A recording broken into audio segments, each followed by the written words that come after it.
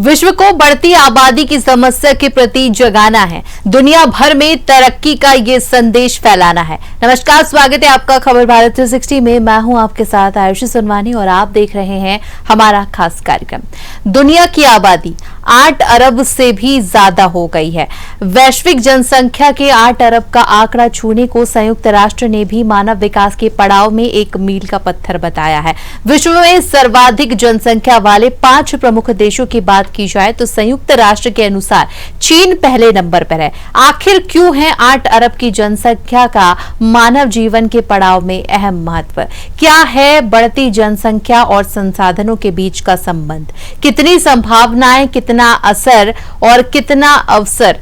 क्या है बढ़ती हुई चुनौतियां? हर साल 11 जुलाई को विश्व जनसंख्या दिवस यानी कि वर्ल्ड पॉपुलेशन डे मनाया जाता है। इस खास मौके पर दुनिया भर में बढ़ती जनसंख्या पर लगाम लगाने और साथ ही इंसान को जागरूक करने के लिए तरह तरह के प्रयास किए जाते हैं। अगर बात की जाए प्रयासों की तो सबसे जरूरी होते हैं वो कार्यक्रम जिनका आयोजन किया जाता है इस खास दिन पर। हम सभी जानते हैं कि पिछले कई सालों में भारत की जनसंख्या लगातार बढ़ी है। बढ़ती जनसंख्या के कारण भारत में भी तमाम तरह की दिक्कतें देखी जा रही हैं। ऐसे में विश्व जनसंख्या के मौके पर आसपास के लोगों को जागृत करना बेहद जरूरी है। विश्व जनसंख्या दिवस 2024 की थीम की अगर हम बात करें तो विश्व जनसंख्या दिवस 2024 की थीम है किसी को पीछे ना छोड़ना, सभी की गिनती करना। ये थीम दुनिया में मौजूद लोगों को जरूरी सुविधाएं मुहैया कराने के लिए जनसंख्या डेटा एकत्र करने के महत्व पर प्रकाश डालती है। आज हम बात करेंगे जनसंख्या दिवस को लेकर कि किस तरीके से जब जनसंख्या वृद्धि होती है तो संसाधन में भी कमी आती है और साथ ही रोजमर्रा की जो चीजें इस्तेमाल की जाती हैं कहीं ना कहीं उसमें भी भारी कमी देखने को मिलती है। एक रिसर्च के मुताबिक 2050 में पानी की मांग दुगनी हो जाएगी क्योंकि जनसंख्या इतनी तेजी के साथ बढ़ रही है कि 2050 तक आलम यह होगा कि लोग पानी के लिए भी तरसेंगे। खाना और दूसरी चीजें तो खैर अलग बात है, लेकिन जब जरूरी संसाधन जल ही नहीं मिलेगा तो जीवन कैसे संभव होगा? इसीलिए जरूरी है कि हम अपने आसपास के लोगों को जागरूक करें। आपने सभी ने बचपन से एक नारा जरूर सुना होगा, हम दो हमारे दो। इसी तरह से हमें लोगों को जागरूक करने की जरूरत है।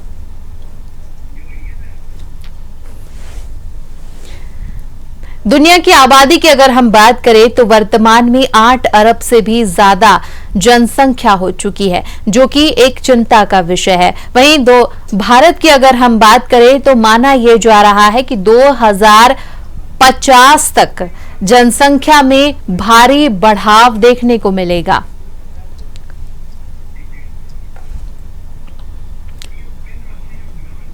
ज्यादा चर्चा के लिए हमारे साथ भूपेंद्र बख्शी जी जुड़ गए हैं, हम उनसे चर्चा करेंगे। सबसे पहले सर, स्वागत है आपका खबर भारत 360 में। जी भूपेंद्र जी, आज क्योंकि विश्व जनसंख्या दिवस है, आज चर्चा का विषय इसलिए भी खास है क्योंकि जिस तरीके से हम देख रहे हैं 8 अरब से भी ज्यादा जनसंख्या जो है विश्व की हो चुकी है। ऐसे में मूलभूत सुविधाएं के लिए भी लोग तरसते नजर आएंगे कुछ समय बाद। और वहीं भारत की अगर हम बात करें तो भारत भी किसी से पिछड़ा नहीं है। भारत की जनसंख्या लगातार तेजी से बढ़ रही है, चिंता का विषय। ये भारत की जनसंख्या आज तो चीन से भी ज्यादा हो गई है, क्योंकि चीन की जनसंख्या 1 अरब और 41 करोड़ है, जबकि भारत की जनसंख्या आज के समय में 1 करोड़ 44 लाख 44 करोड़ के बराबर हो गई है। 1 अरब 44 करोड़।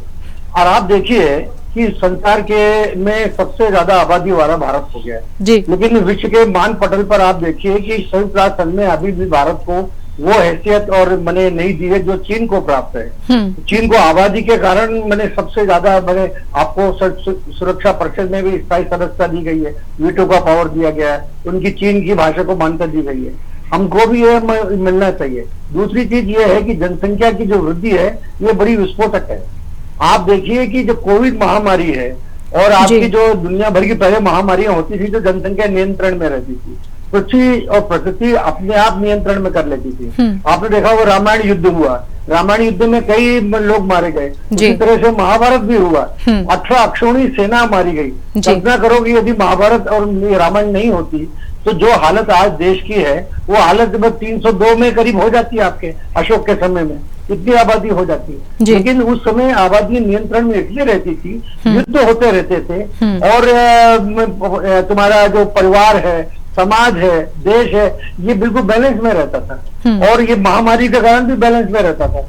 आप देखिए जैसे एक मक्खी है, अपने जीवन काल में 4 करोड़ अंडे देती है। यदि सभी मक्खियों के अंडे जीवित रहे तो दुनिया में मक्खियां ही मक्खियां हो जाएंगी, लेकिन प्रकृति उसको नियंत्रित करती रहती है। मछलियों की संख्या भी देखिए, अब बने प्रकृति ने ऐसा वातावरण बनाया है कि नियंत्रित करती रहती है, लेकिन हम लोग इतने पढ़े लिखे लोग हैं, हम अपनी जनसंख्या को नियंत्रित नहीं करते और जिहादी मानसिकता के लोग हैं। हम चाहते हैं जितने ज्यादा लोग रहेंगे उतना हमारे वोट पावर बढ़ेगी और हमारी बात सुनी जाएगी। ये चीज गलत है।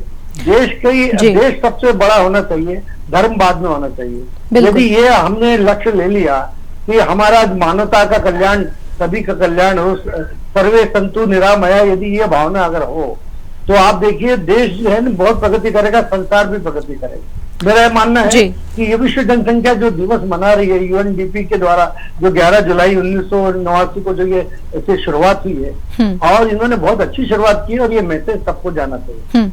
अगर बात की जाए सर, तो क्योंकि अगर हम बात करें जागरूकता की, हम सभी कोशिश करते हैं अपनी तौर पर कि हम लोगों को जागरूक करें, सरकार भी लगातार कई तरह के अभियान चलाती है, लेकिन अगर हम बात करें, अगर एक कानून बना दिया जाए जनसंख्या वृद्धि को रोकने के लिए तो ये एक बड़ी पहल हो सकती है। अगर हम बात करें कि किसी सरकारी नौकरी के लिए अगर हम बात करें, जिसमें परिवार नियोजन की बात करें, अगर परिवार में ज्यादा सदस्य हैं तो हो सकता है कि उन्हें सरकारी जॉब ना मिले, या इस तरह के और भी कई ऐसे प्रावधान अपग्रेडेशन किया जा सकता है जिसकी तहत जनसंख्या वृद्धि को रोका जा सकता है। ऐसे कौन से अहम कदम हो सकते हैं आपके अनुसार कि जो कारगर सिद्ध हो सकते हैं? आपने देखा चीन की प्रगति का राज क्या है, आज चीन महाशक्ति में क्यों गिना जाता है? उसका कारण क्या है कि उन्होंने एक चाइल्ड की नीति अपनाई है और अब जब एक चाइल्ड की नीति अपनाने से वो जनसंख्या इतनी नियंत्रित हो गई कि भारत उससे आगे निकल गया, क्योंकि भारत ने ये नीति अपनाई नहीं है।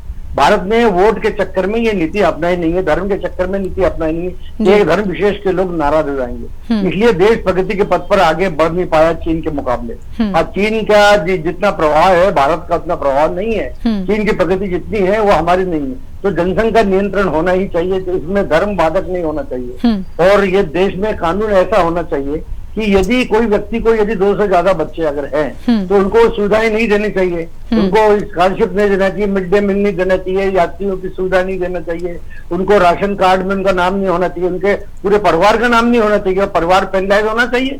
तब इनको एक मैसेज जाएगा कि भाई यदि 2 से ज्यादा बच्चे हुए तो हमें किसी प्रकार की सुविधा नहीं मिलेगी, नौकरी में प्रधानता नहीं मिलेगी और इसी तरह हमारी बात कहीं सुनी नहीं जाएगी, सरकारी योजना का लाभ हमें प्राप्त नहीं होगा। यदि ये बात लागू हो जाए तो क्या जनसंख्या अपने स्वयं नियंत्रण में हो जाएगी और देश की बहुत बड़ी समस्या हल हो जाएगी। जी सर, अगर बात की जाए तो क्योंकि हम आधुनिक काल में जी रहे हैं, देश और दुनिया बहुत आगे बढ़ चुकी है, लेकिन अगर हम बात करें ऐसे कई पिछड़े क्षेत्र हैं जहां पर अभी भी ये माना जाता है कि बच्चे जो हैं वो तो ईश्वर का वरदान होता है और इसे हम कैसे रोक सकते हैं? ये जो मानसिकता है इसे कैसे बदला जाए? ये मानसिकता ये बहुत गलत मानसिकता है। देखिए एक बात मैं आपको बता रहा हूँ, आज जब आप बच्चे पालने की आपकी हिम्मत नहीं है, आपकी शक्ति नहीं है, तो ऐसे बच्चे पैदा ही क्यों करना कि जो कि किसी भी काम के न हो, समाज के लिए अनुपयोगी हो और माता पिता पर बोझ हो। ऐसे ये शिक्षा से ही मानसिकता बदल सकती है, दूसरे कानून से बदल सकती है। तीसरी बात है कि इनके सुविधाओं से अगर ये वंचित रहेंगे तो इससे बदल सकती है। अगले बार ये धर्म जितने उपदेशक हैं इनको भी उनको समाज को शिक्षित करते रहना चाहिए कि भैया इससे आपका देश प्रगति के पथ पर नहीं जाएगा। इससे समाज में मैसेज जाना चाहिए, जगह जगह होर्डिंग लगना चाहिए, परिचर्चा होना चाहिए, इसके अपने छोटे परिवार के फायदे मालूम होना चाहिए। आप देखिए कि आज समाज में कितनी प्रगति हो रही है। समाज में पहले एक व्यक्ति की औसत आयु जो हिंदुस्तान के में 42 वर्ष थी, लेकिन आज जो औसत आयु बढ़कर 70 से ऊपर हो गई है। यानी कहने का मतलब यह है कि सारे सुविधाएं अपने को मिल रही है, स्वास्थ्य सुविधाएं मिल रही हैं, सभी शिक्षा का अच्छी पूरी प्रगति हो रही है और अपने शरीर के लिए अच्छे जो भी बीमारियां और इस पर नियंत्रण हो रहा है। इसकी वजह से क्या हो रहा है कि आपने एवरेज लाइफ बढ़ रही है। लेकिन यदि ये जनसंख्या का विस्फोट अगर हो रहा है तो ये देश कभी भी प्रगति नहीं करेगा, देश पीछे आएगा। और ये बात लोगों के मैंने इसमें ध्यान में लाना चाहिए, और शिक्षा इसका सबसे बड़ा माध्यम है। बिल्कुल। जब जनसंख्या वृद्धि होती है तो कुछ समस्याएं जो हैं वो समाज के सामने आती हैं, जिसमें मुख्यतः अगर हम बात करें तो वो है संसाधन की कमी, और दूसरी जो सबसे बड़ी कमी देखने को मिलती है वो है रोजगार की। ऐसे में जब देश की बात की जाए तो देश में जो बेरोजगारी की दर बढ़ रही है, कहीं ना कहीं जनसंख्या वृद्धि उसका मुख्य कारण। ये तो जनसंख्या वृद्धि के कारण तो ये आपका बेरोजगारी, महंगाई और बने तुम्हारे समाज में मारकाट और आपके बने कानूनों का उल्लंघन, ये सभी हो रहा है। अगर आप देखिए इसके पीछे का अगर बैकग्राउंड देखिए तो देखिए जिनके ज्यादा बच्चे होते हैं, संभलते नहीं है, वो समाज को नुकसान पहुंचाते हैं। और वो उनकी जो जिहादी मानसिकता हो जाती है, समाज को लूटने की बहाना होती है, डकैती बढ़ती है, चोरी बढ़ती है, क्योंकि वो खा भी नहीं पाते, माँ बाप उनका नहीं कर पाते, माँ बाप उनको छोड़ देते हैं, बच्चे भेज देते हैं। और ये सारी की सारी जो ये समस्याएं भाजिक बच्चे के कारण होती है, क्योंकि वो इनको लालन पालन पूरा नहीं कर पाते। आज समाज में जो मध्यम वर्ग है वो भी इतना सक्षम नहीं है कि 2 से ज्यादा बच्चे को पालन पोषण कर सके, क्योंकि आज इतनी फीस हो गई है जो बच्चों की, और इतना उनको पढ़ाने में खर्चा आता है, उनको स्वास्थ्य में इतना खर्चा आता है, उनको संतुलित भोजन देने में खर्चा आता है, उनको ये देख रेख में खर्चा आता है। समाज इतना बड़ा बोझ कैसे सहन करेगा? माँ बाप भी सहन कैसे करेंगे? ये सारी बातें हैं, ये जनसंख्या विस्फोट के कारण ही ये सारी समस्याएं उत्पन्न होती है, लोगों को समझना चाहिए। बिल्कुल। और जिस तरीके से अभी हम कानून के दायरे की भी अगर हम बात करें तो वहां पर भी जिस तरीके से अभी आपने बताया था कई पहल की जा सकती है, और दूसरा इसके प्रति कठोर कानून की भी जरूरत है। कठोर कानून तो होना चाहिए। देखो एक बात है कि इससे कुछ वर्ग भले ही नाराज हो सकता है, लेकिन ये एक वर्ग के नाराजगी के कारण आप देश की प्रगति रोक नहीं सकते। प्रगति के जो पहिए हैं उसको घूमने से रोक नहीं सकते। आपको ये बने नियम बनाना ही पड़ेगा कि 2 से अधिक व्यक्ति के बच्चे यदि होते हैं तो उनको सारी सुविधाओं से वंचित किया जाएगा, उनको उल्टा पेनलाइज किया जाएगा, उनको सरकारी सुविधा का लाभ नहीं मिलेगा, उनको क्या बोलते हैं बने ये शिक्षा में किसी प्रकार की छूट नहीं मिलेगी, स्कॉलरशिप नहीं मिलेगी। और ये सारी बातें जब उनके ऊपर लागू होगी, जैसे चीन ने लागू की, कठोरता से लागू की। आपने देखा होगा कोविड के समय उन्होंने जबरदस्ती मैंने परिवार को बाहर निकलने नहीं दिया सड़कों पर, और उनके घरों में कीलें ठोक दी, दरवाजे पे कीलें ठोक दी, और लोहे के रॉड लगा दिए ताकि बाहर नहीं निकले, भले अंदर मर जाए। लेकिन आप देखिए तो कोविड को किस प्रकार नियंत्रित कर लिया उन्होंने, और हमें नियंत्रित करने में इतना परिश्रम लगा, इतना श्रम लगा, देश का पैसा भी गया, समय भी गया, देश की प्रगति का जो भी रुकी इससे, और देश के संसाधन भी लूटे, और आर्थिक लाभ, आर्थिक नुकसान भी हुआ हमें। लेकिन एक बात देखिए कि दूसरे से हमें शिक्षा लेनी चाहिए। बिल्कुल। और विश्व में सर्वाधिक जनसंख्या वाले 5 प्रमुख देशों की अगर हम बात करें तो संयुक्त राष्ट्र के अनुसार चीन पहले नंबर पर है, और वहीं भारत जो है वो भी किसी से पीछे नहीं रहा, बल्कि भारत ने अब चीन को पछाड़ दिया है। तो जनसंख्या विस्फोट लगातार बढ़ता जा रहा है, जिसकी वजह से चुनौतियां अब ज्यादा बढ़ गई हैं। अगर बात की जाए 11 जुलाई यानी कि आज के दिन की, तो ये वो दिन है जब विश्व जनसंख्या दिवस मनाया जाता है, वर्ल्ड पॉपुलेशन डे। इस दिन लोगों को जागरूक करने का काम किया जाता है, लोगों को इस बारे में, इस दिशा में आगे बढ़ने के लिए कहा जाता है, और साथ ही अपने आसपास के लोगों को भी इस ओर सार्थक कदम उठाने के लिए जागरूक करना भारत का नागरिक होने के नाते हम सभी का दायित्व है कि हम आगे आएं और इस मुहिम से जुड़े और लोगों को जागरूक करें, ताकि जनसंख्या वृद्धि की दर को कम किया जा सके। न सिर्फ देश के लिए बल्कि पूरी दुनिया के लिए ये खतरा बनकर साबित हो सकता है। इसीलिए जरूरत है कि हम जनसंख्या वृद्धि पर कंट्रोल करें। और आज के इस विशेष दिन में कई तरह के कार्यक्रम जो हैं वो संचालित किए जाते हैं। हमारे साथ भूपेंद्र जी लगातार बने हुए हैं। भूपेंद्र जी, कार्यक्रमों की भी यहाँ पर चर्चा करेंगे। जिस तरीके से अभी हमने कानून की बात की और तरह तरह के आयोजनों की बात की, उसमें सबसे महती भूमिका जो है कार्यक्रमों की भी होती है। तो कई तरह के कार्यक्रम जब आयोजित किए जाते हैं, वहां पर विभिन्न समुदाय के, विभिन्न धर्म के, विभिन्न लोग आपस में जुड़ते हैं और एक प्लेटफॉर्म मिलता है जहां पर हम लोगों को जागरूक कर सकते हैं। इसके साथ ही अगर हम बात करें तो कई तरह की फिल्में भी आ चुकी की हैं जिसमें संदेश दिया गया है जनसंख्या वृद्धि को रोकने के लिए। इस तरह के भी कदम कितने कारगर सिद्ध हो सकते हैं? नहीं, आजकल सोशल मीडिया का जमाना है। सोशल मीडिया में आप देखिए, यदि इसका प्रचार प्रसार सरकार करे बजाय अपने इधर उधर के ढोल पीटने के, यदि ये माने जनसंख्या नियंत्रण के संबंध में बात करे, इसके लाभ और नुकसान बताए, और जो मार्केट में चीजें बिकती है उसके ऊपर ये पैम्पलेट अनिवार्य रूप से लिखवाने की व्यवस्था करे, और ये महिलाओं को शिक्षित करने की बात करे, और महिलाओं को यदि जो जैसे आज देखिए कि कोई बच्चा का नसबंदी कराते तो आपको 1000 मिलता है, यदि क्या बोलते हैं आप बच्चा पैदा करते 6000 मिलते हैं। ये कहाँ का न्याय है? अरे आप जो बच्चा पैदा करे, जो 2000 से 2 बच्चे से ज्यादा, उनका उल्टा वसूल करना चाहिए और उनको पेनलाइज करना चाहिए, लेकिन आप उसको प्रोत्साहन दे रहे हैं और इधर दुनिया की बातें करते हैं। तो ये ऐसे ये जो कानून है, और उनको जो आप राशन कार्ड में तो सम्मिलित कर रहे हैं, राशन कार्ड में उनका नाम काट दीजिए और ये पूरा परिवार का नाम काट दीजिए, ताकि वो परिवार मजबूर हो जाए और लोगों को सबक मिले। इसी तरह से क्या बोलते हैं आपके ये पैम्पलेट छपना चाहिए और जो महिलाओं को जागृत करना चाहिए, क्योंकि सबसे ज्यादा इसके लिए जिम्मेदार महिलाएं हैं। महिला यदि शिक्षित हो जाएगी तो अपने आप परिवार सुधर जाएगा। बिल्कुल। यदि परिवार को सुधारना है, मैं चर्चा करूंगी। हमारे साथ डॉक्टर पालीवाल भी जुड़ गए हैं चर्चा के लिए। सर, सबसे पहले स्वागत है आपका खबर भारत 360 में।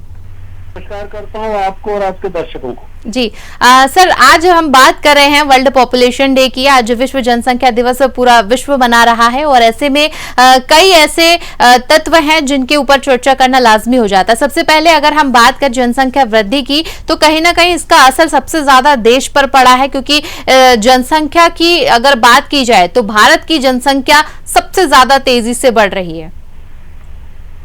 देखिए, मैं इस बारे में आपको अब ये कहना चाहूंगा कि इसके लिए 3 अलग अलग बिंदुओं पर विचार विमर्श के साथ ठोस कार्य योजना बनना बेहद आवश्यक है। जी। कार्य योजना क्रमांक एक ये है कि क्या हम जो उचित शिक्षा, परिवार के भरण पोषण, लालन पालन और बच्चों के भविष्य को लेकर जो सरकार को देना चाहिए, क्या हम वो शिक्षा सही तरीके से दे रहे हैं? यदि नहीं दे रहे तो हमें उस पर पर्याप्त ध्यान देना पड़ेगा। आज हम ये देख रहे हैं कि अविवाहित महिलाएं अपनी निजी जिंदगी अलग जीती है। कई बार कई परिवारों में तो ऐसा भी है कि उन बच्चों की संख्या सर्वाधिक है। मैं मानता हूं कि आज हिंदुस्तान 140 करोड़ के आसपास है और हम पहले और दूसरे नंबर की जनसंख्या के मापदंड पर कहीं न कहीं प्रतिद्वंदी है चाइना के। आज हम परेशान इसलिए नहीं कि आज हमारे पास युवा पावर ज्यादा है, यंग जनरेशन ज्यादा है। आज चाइना आने वाले कल में परेशान इसलिए हुआ कि इसके पास बुजुर्गों की पॉपुलेशन ज्यादा होगी, लेकिन यदि यही अनुपात चलता रहा तो आज से 15 साल 10 साल बाद हमारे पास भी बुजुर्गों की पॉपुलेशन ज्यादा होगी। जी। तो एक तो शासन की योजनाएं जो होती है, शासन की विरोधाभासी योजनाओं का असर है। अभी मेरे से पहले जो आपके जो सज्जन बोल रहे थे उनकी बात से मैं बिल्कुल सहमत हूँ।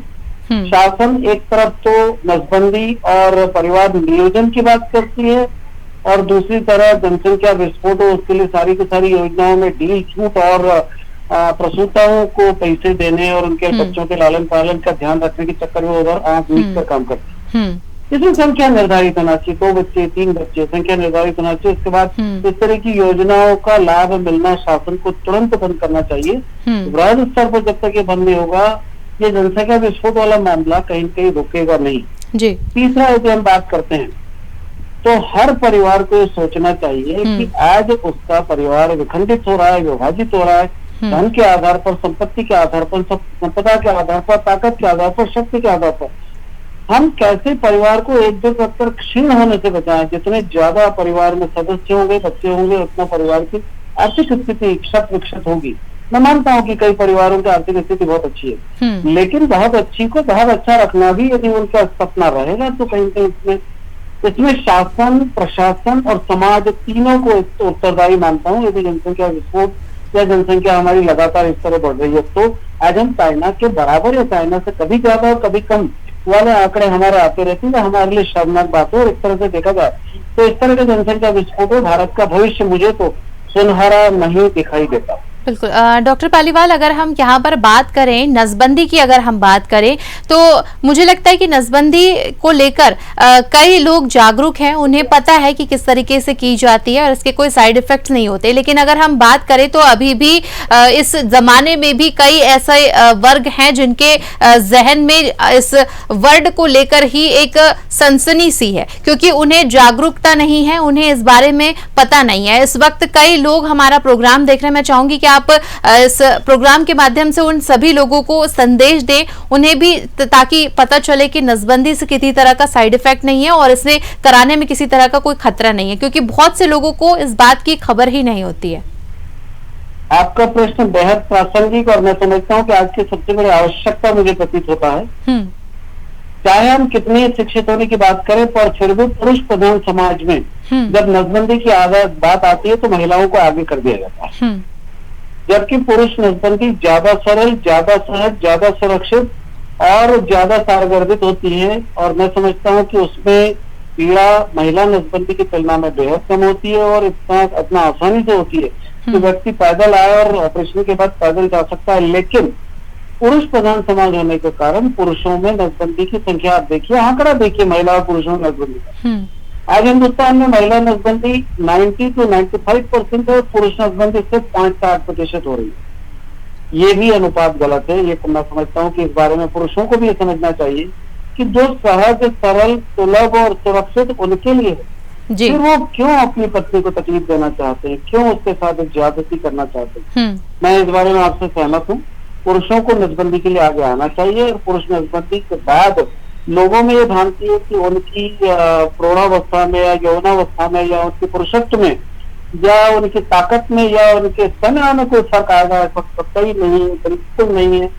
इससे किसी भी प्रकार का उनकी शारीरिक क्षमता में, उनके सेक्सुअल पावर में किसी भी प्रकार की कोई गिरावट, कमी, खामी या देरी कतई नहीं आती।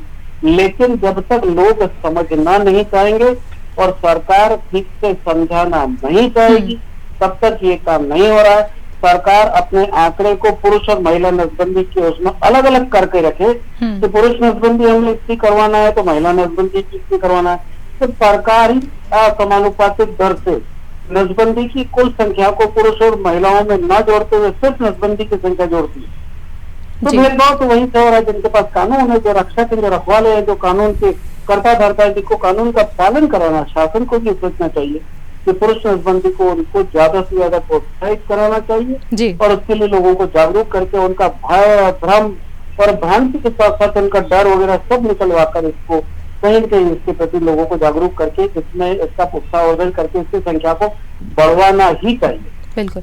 सर, इस पूरी चर्चा के लिए आप दोनों ने ही हमें समय दिया। भूपेंद्र बख्शी जी ने हमें समय दिया, साथ ही हमारे साथ डॉक्टर पालीवाल जुड़े हुए थे, इसके लिए बहुत बहुत धन्यवाद।